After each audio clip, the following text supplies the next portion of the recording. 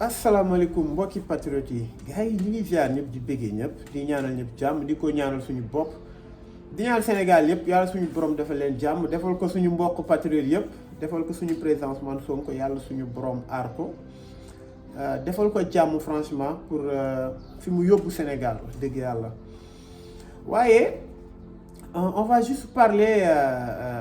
ñu analyser maanaam sorti Macky Sall démb si affaire góor jigéen ñi ak affaire élection yi bon Macky Sall mënoon na génn moom kese wax li mu bëgg a wax mais comme nit ku rëy la franchement ce serait pour moom ce serait trop mu ñëw di wax ci affaire élection yi parce que dañuy wan ni son indifférence mu invité ay imam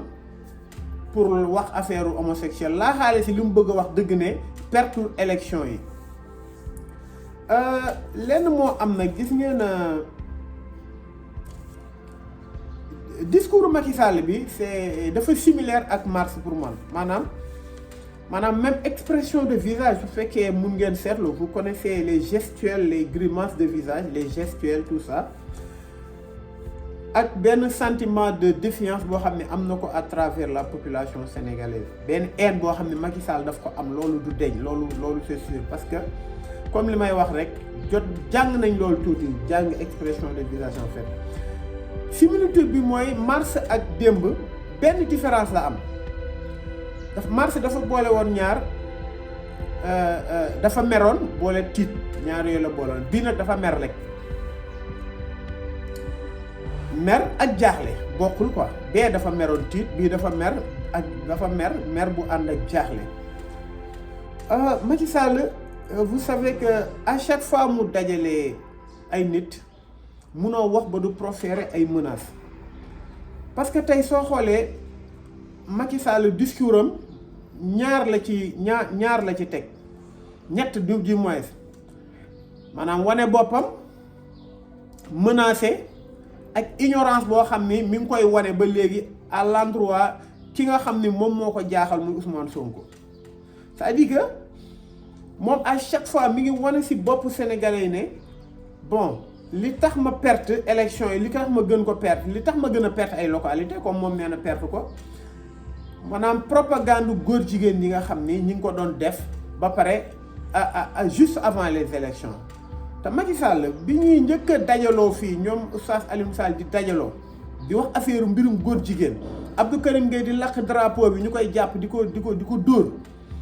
mais boobu noonu mais élection amul woon kon pour man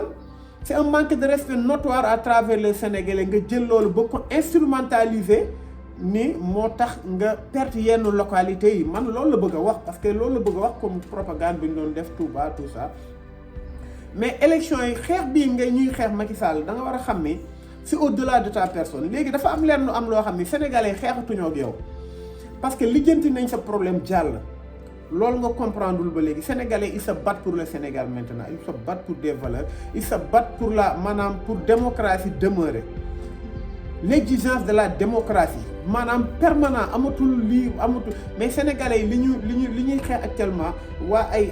sàmm jikko yi sénégalais yi nga xam ne sont épris de justice les patriotes tout ça maanaam yeewu askan bi ak sénégalais yi nga xam ne yëpp dañoo bëgg Sénégal changer xeexatuñoo ak yow parce que ñun yow pour man c'est du passé il te reste 2 ans et tu vas quitter incha allah léegi dafa am lenn lu am Macky Sall su demandé imam yi ñëw dajaloo nga gis imam yooyu ce sont les mêmes imams ñoom ñoo tey toogoon di wax ne ñoom ñoo demoon pare avant les élections ne Macky Sall dañuy jàppale Macky Sall ce sont les mêmes imams ñoom la Macky Sall constitué woon ñu ne ko l'islam may na la nga tëj jumaa yi ce sont les mêmes imams ñoom ñoo toogoon di critiquer imam à la personne de imam Moustapha Gueye ñu ngi koy ziar di ko ñaanal gudd fan moo toogoon di critiquer Ousmane Sonko naan teewul làmmiñam wax baaxul maanaam loo xam nettali baaxul yooyu yëpp wax na ko c'est-à-dire que c'est un imam partisan boo xam ni mënatul am crédibilité dans les yeux des Sénégalais ma xalaat ni tey su fekkee imam nga tey nga am loo xam ne yëkkati nañ ko tey Macky Sall su la woowee kat li nga ko waroon wax xam nga mooy lan su fekkee de bonne foi la nga ne ko kat man daal comme ñii laa gën a jege mooy imaam yi ñuy ay imaam ñi ay nitu diine nga dem wax ak ñoom nga ne leen lii kat président Macky Sall damaa woo xam naa ni ci lii la may woowee dama bëggoon ñu waxtaan ci ngeen waxtaan ak ñoom ngeen xool loo xam ne tey soo demee bay dem ci Macky Sall di nga mun a am loo xam ni tey moom nga leen di jox maanaam moom ngay wax Macky Sall par rapport li nga waxtaan ak ñooñu bu boobaa dañuy gëm ni c'est de bonne foi dañuy gëm ni yow diina moo la ñor mais munoo jug nga tëb ñooñ di xeex benn affaire mu légitime mu bañ a légitime mu légal mu bañ a légal mu doon loo xam ne yëkkati nañ ko wala waruñu ko woon yëkkati nga tëb leen dem wax ak Macky Sall ba pare nga ne ko li nga wax yëpp kenn mënu ci dindi virgule kon tu n'es pas crédible vous n'êtes pas crédible je m'excuse beneen bi mooy Macky Sall dafa war a xam ni am na affaire yoo xam ni daf ko wax da ngeen comprendreul dara maanaam mooy Macky Sall le fait que mu woo imaam yi nii dafa am lu mu ciy wut Macky Sall maanaam c'est un chasseur d'image le fait que mu dajalee imaam yi indi leen ñu toog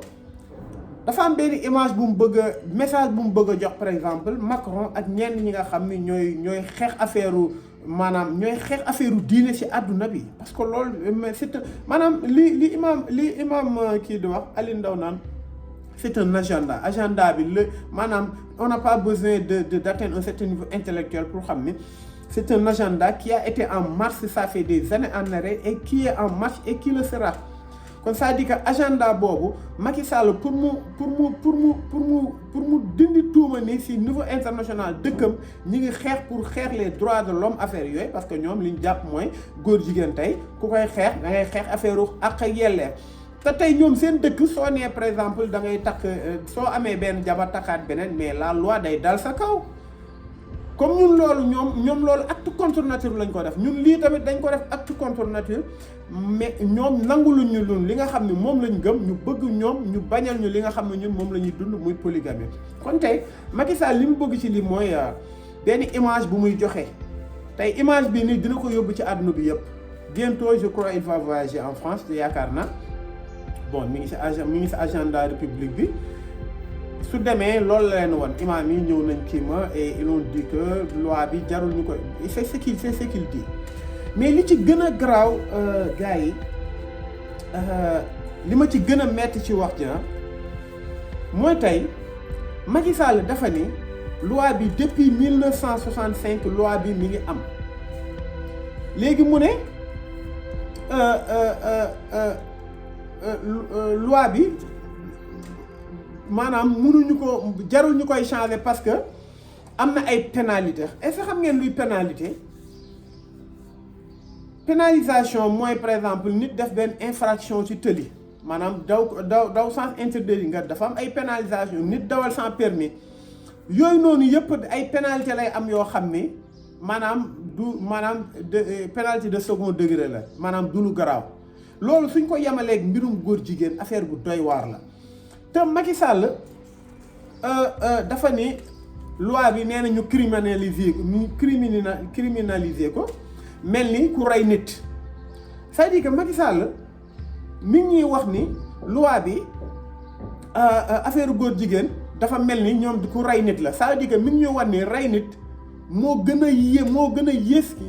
est-ce que yéen a ngi comprendre le jeu des mots Macky Sall nan la jëlee mbirum affaire ku rey nit yéegal ko ci kaw affaire góor jigéen te pour man ak mbirum góor jigéen moo yées sax rey nit léegi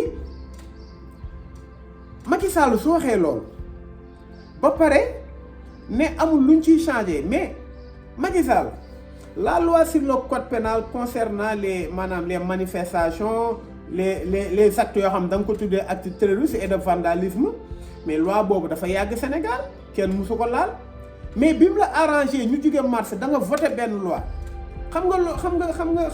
loi bi loolu lan la ci Macky Sall wax maanaam crime lañ ko def maanaam manifester vandalisme taal affaire yu jàmbur yooyu crime lañ ko def crime maanaam peine bi mun na dem ba perpétuité sa géeru dund te ñii liñ la laaj mooy peine bi mu yegg ba 5 ans wala 10 ans loolu képp lañ la laaj si dëkk bu mel ni Sénégal Macky Sall ne loolu loi bi mel ni ku rey nit c'est-à-dire que Macky daf ñu yeb parce que tey bi mu ko arrangé loi bi mu voté maa ngi koy wax tout le temps c'est une loi liberticide boo xam ne dëkk yi nga xam ne dëkk Angleterre defe naa ak États-Unis ñoo ko njëkk a voté après les événements de septembre 2001 mooy World Trade Center attentat bi maanaam le Patriot Act te loi Macky Sall bi sax moo ko gënoon dur pour man léegi nee na mu teg ci ne li ko metti mooy nitu diine yi nga xam ni dañ siy xutba loolu la wax mooy deuxième bi mais yan imam lañ fi gis tey ñu soutenir Macky Sall naan ko Macky dóor nga dóoraat na nga soosaat 4 millions dugg na fi jàppal ba yan imam lañ di imam yooyu c'est des imam pro Macky est-ce que Macky dakaa indi ñëw ñu nekk biir juma di xutba di tagg Macky Sall affaire Alioune Sall bi imam Grand Mosquée nu mu def dafa ñëw ci kanamu Macky Sall ñu julli tabaski ba pare mais muy gaaruwaale opposition bi di wax ay du n'importe quoi est-ce que loolu Macky Sall day ko dégg mais xutba yooyu Macky Sall mi ngi woon toog mais amul lenn lu mu ci wax parce que ça l'arrangé kon Macky affaire xutba yooyu bu ci dugg parce que imam yi naan soosaat ak imam yi naan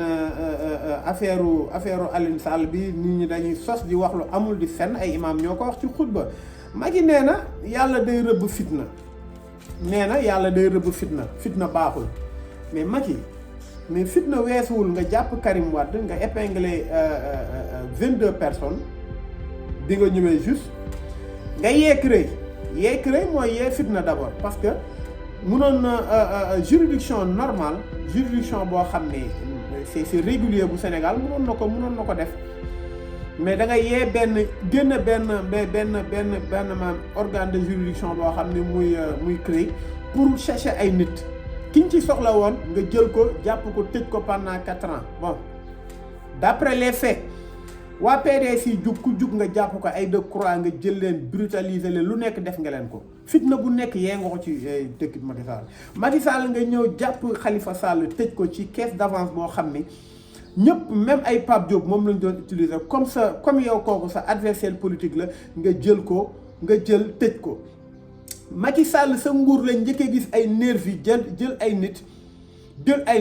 di leen brutaliser di leen dóor ay yet Macky Sall sa tournée économique bi nga doon def biir Fouta ak yooyu xoolal ay nervi ñoo ëppoon ci sa cortège di dóor ay nit ñu wane ay images yoo xam c'est inédite ba affaire bi soulevé woon indignation générale au niveau national kon yow du yow yaay wax Macky Sall fitna nitu fitna ga je dis que bien nitu fitna ga parce que fitna mooy li ngay def Macky Sall fitna moo tax mois de mars février mars nga indi fi coow loo xam ni même su fekkee ñi ñaar complot bi waa APR ñoo ko def Macky Sall yëgu ko woon mais waa APR suñu yëkkatee complot bi nga xam ni opposant bi soo ko laalee dëkk bi day tàkk te liñ koy waxal ay caaxaan la su fekkee waxoo ci di nga demee ba jaax nga ci wax ça veut dire que yaa ko commandité wala tu l'as béni commandité nag mooy loo xam ne yow yaa wax ñu def ko béni mooy loo xam ne dafa am en cours nga gis ni lii du yoon nga bàyyi mu dem loolu tu l'as béni maanaam dañ cee ànd mu nekk fitna boo xam ni créé nga ko Sénégal boo xam ni 14 personnes dee ci Macky Sall te mu leer na ne Ousmane Sonko mi li ñu koy waxal amu ko mu leer na kii député la ngeen bëgg ko ñëw jël si te immunité parlementaire kii ko mu leer na ni au début à la fin Adji Sarr dafa ne ay pistolet la yoroon mu leer ay fen la maître Dior Diagne ñëw na ci kii bi ay ñoo xam ne ñu la jagala ñëw na ci salon bi créé seeni kii ay preuve yu nekk capitaine Touré wax ci loo xam ne ay preuve yu leer naññ la rapport médical wax ci loo xam ne ay preuve yu leer naññ la Ndeye Khady Ndiaye mi nga xam ne mooy c'est le témoin oculaire le principal la principale concernée wax ci loo xam ne lu leer naññ la ngeen entêté wu jël Ousmane Sonko tëj ko indi ay problème gazé ay journalistes ay sénégalais dee ci benn gendarme boobu noonu car loxoom dagg ci nga lor ko ay centaines de blessés ba léegi waa Pastef ñooy jël di leen faj loolu fitna soo Macky Sall sooy wax fitna pour man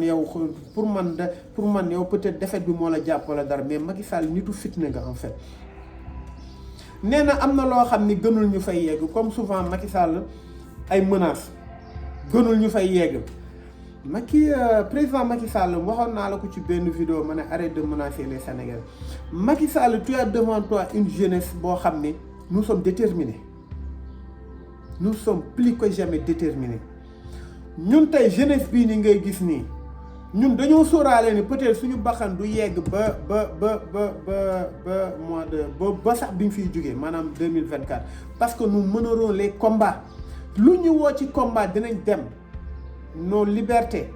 et nos droits seront respectés par force ou de gré. Comme ça dit que les menaces ne passeront pas. Et nous avons donné un signal fort. Et je le répète encore, on ne se bat pas contre toi parce que vous êtes le passé. Nous nous battons pour le Sénégal dorénavant. yow sa affaire lijjanti nañ ko wan nañ leen ni élection fii kenn dootu ko sàjji parce que nag booy ñoo ko waxal seen bopp benn carte benn yett booy dañuy voté léegi. te kenn voté tul ñibbi dañuy voté teg seeni café toog ci buntu salle de bureau de vote yi di xaar te nag naa leen wax leen ñu bëri ñi nga naan recours yi ñii dañuy sàcc Macky Sall du def recours yi du ñu sàcc élection xam nga lu tax élection yi Macky Sall perte na ko xam na ni tey donte perte na ko mais niveau international siiw fa trop te bis bu indee coow ci dëkk bi ba nit ñi def soulèvement dañuy xam ni problème électoral la te perte na ville yi gën a ngan ba nangu ko kon ay ville yu ndaw jarul mu ci kii di siiwal boppam nee na gars yi li mu wax gars yi mooy nangu leen seen defet bu leen ma siiwal parce que su manifestation Macky Sall il est intelligent su manifestation amee ndax ay fraude électorale wala hold up c'est-à-dire que opinion internationale dañ koy yëg moom ay xeex moom ay répression am ay affrontement yoo xam ni c'est régalien ak population kon c'est-à-dire que loolu bugg ko moo tax ay sàcc amuñu fitam dootuñu fi saa ci élection nañu dem nag on est prêt kuy préparé kuy pare bokkul nous sommes dañoo maanaam dañoo confirmer actuellement kon xeexutuñu pour yow nous nous battons pour le Sénégal bul nax sa bopp tey li ñuy xeex c'est au-delà de ta personne mu ne bon après bon ñu génn ci loolu mu ngi wax ci affaire élection yi nee na sur 40 départements moom moo gagné 30 il a gagné de plus de 83% de localité gars yi dama leen di jox benn exemple vraiment mi ngi mel nii maa ngi ko doon wax suma benn xarit démb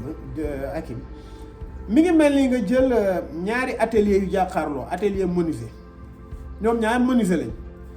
benn atelier bi weer bi dina ci am 10 commandes la ak armoire weer bi loolu la ciy liggéey par weer beneen atelier bi weer bi dina ci am maanaam 100 commandes ay banc moom par weer loolu lay liggéey 100 banc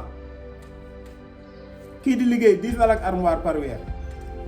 ñoom ñaar ñuy évaluer ku ëpp liggéey borom banc mi ne ko maa la ëpp liggéey parce que man naa am 100 commandes par weer yow nag 10 commandes ngay am noonu la demee nga xam ni ki nga xam ni mooy defar la lekk armoire bi minimum dina gagné 1 million par weer kii defar 100 banc yi 100 banc yëpp du ci gagné 50 000 ndax seen bopp la kon ça veut dire que comme yow yaa gagné localité te nee na fi mu mus a perte rek la fi nga xam ne musu fa gagné rek la perte la gagné wul kon ça veut dire que moom majorité am daf ko récolté mi ngi ko maintenir. Macky Sall da ngaa mobiliser sa ministre yi gën a am doole sa gouvernement Amadou Hott Mame Mbaye Niang nu mu tuddati Abdoulaye Diouf Sarr nga maanaam Abdou Karim Fofana Alioune Sall Sarak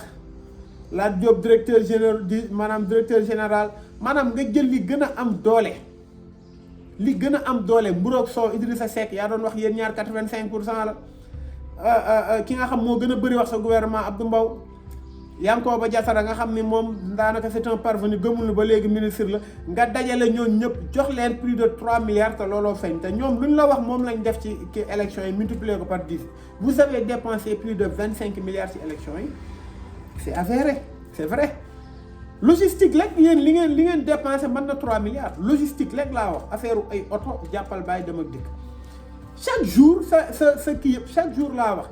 sa candidat yëpp li ñuy dépensé ci carburant loolu ça fait 100 millions par jour kon ñun nous connaissons xam nañ lu am kon tey su la neexee soofantal ko tey xam nga luy coefficient jarul nag ñuy xuus ci loolu bon li may wax rek sàq mi te yeyoo dara tey nee nañu bàyyi tuuma yi jàppal bàyyil kërëj dëkk bi politiciens yi jàppal bàyyi mag yi li nga def ci dëkk bi pendant 10 ans na nga toog nga évaluer ko na nga toog nga xoolaat sa bopp nga xam ne Macky on n'est plus dans les moments où on négocie wala où on vacille face au pouvoir maa ngi ko doon wax démb dafa am sénégalais yi ñaar yoo xam ne xam nañ ni mënatul nekk ñaar yoo xam ne xam nañ ni nag c'est possible ay xoqatal nit ñi par la justice ak achat de conscience ñaar yooyu sénégalais mënatu leen kii dafa am ñaari nga xam ne gëm nañ ko ay nguur kenn du xeex ak moom nguur dafa bëri doole gëmatuñ ko parce que peuple bi ñoo am doole la force appartient au peuple beneen bi mooy élection kenn du ko fi gagné kenn du gagné pouvoir su neexee day gagné élection yi ni ñu koy organiser actuellement mënoo leen ci dara achat de conscience bu nekk def ngeen ko ay millions et des millions ngeen doon maye. lu nekk ngeen def ko mais comment ça se fait-il que travaux yi ngeen commencé woon ci localité yëpp gars yi jël nañ ko ay briques ay pavé sax gars yi ñu ngi koy ràññaat di yóbbu ay loo xam ne ay gazon synthétique ñu koy lem di yóbbu la moo tax parce que du woon dëgg achat de conscience la woon te loolu mënatul nekk Sénégal xoxotal yi tamit mënatul nekk li nga xam ne nag moo mun nekk mooy nguur su defee lu mu war a def dañuy jàkkaarloog moom élection su ñëwee on vote on sécurise le vote te amul kenn ku ñuy permettre muy sàcc te billaahi nañu dem yàlla mi ngi suñu kanam élection législative yi ngeen xam ni lépp dëgg la ndax leen seen bopp nag au lieu que ngeen def une évaluation ngeen nangu ni vous avez le défaite doo leen ko def te li ci gën a dangereux nag xam nga mooy lan ignorance bi ngeen ignoré bi ngeen yaakaar ni loolu ñun ngeen koy def mais seen bopp ngeen def ki nga xam ne moo waral victoire bi yëpp muy Ousmane Sonko. yéen naan non vous savez Khalifa Sall c'est un bête politique nga ñëw ñu naan non xam nga affaire góor jigéen ñi non contexte bi ñu jugee gars yi Ousmane Sonko sera votre pire cauchemar wax leen leen neex gars yi yaa ngi dégg ay Maaw Diouf di génn di wax xam nga ñoom su ñuy def dara du ñu dafa am stratégie bu ñuy def ñoom seen stratégie de propagande dafa am ñoo xam ni dañuy jël par exemple Cheikh Yérim surtout moom lañ ci gën a utiliser na ko sawaay temps ngi nii demal wëral plateau yëpp nga préparer terrain xam nga ñooñu temps ñu ngi leen invité ñuy bañ parce que ils n'ont pas les mots pour définir leur défaite léegi Cheikh Yérim mooy dem ratatat fu nekk mu wax mooy Cheikh Yérim moom avant muy wax sénégalais fay nañ seen télé parce que xam nañu wax dëgg yàlla kii nii li muy wax gëmu ko te li muy wax maanaam c'est un maanaam échange de gain la koy waxee du loo xam ne gëm na parce que Cheikh Yérim ñëpp xam nañu léegi bon mooy loolu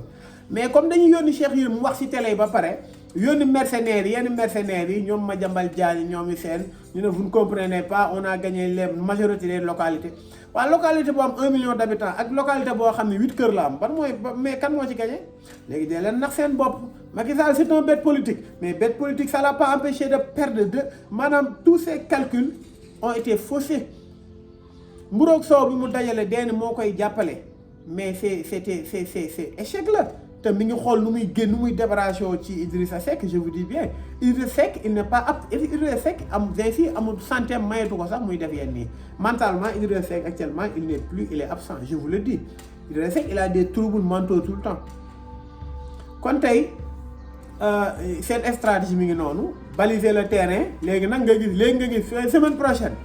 nga gis nag ñoom Abdou Mbow commencé di génn non lii laa lee seen propagande jàppal bàyyi waaye gars yi nañ leen gëm nañu gëm la te xam ne xeex bi du ñun ak Macky Sall mais xeex bi ñun la ak appareil bi nekk fii te Sénégal rek la ñuy xeexal en fait kon tey mi ngi noonu tey gars yi nañu gën a bàyyiwaat xel xam ne ñii gémmun gu naaj ci du wax jàmm li ñuy jafandu rek mooy li nga xam ne nee na ñoo gagné kat nañ leen bàyyi loolu te continuer suñuy sensibilisation continuer suñu combat continuer suñuy éveil des consciences incha allah la victoire finale nous reviendra te ñu ngi ñaanal Sénégal yëpp jàmm di ñaanal président Ousmane Sonko ak Yewwi Askan bi yàlla gën leen taxawal dëgëral leen ba échéance yëpp yu ñuy dem ñu amaat ci ndam loo xam ne c'est plus éclatant et puis le meilleur reste à venir gars yi ñu ngi ziar ñëpp di béggee ñëpp di ñaanal ñëpp jàmm wasalaam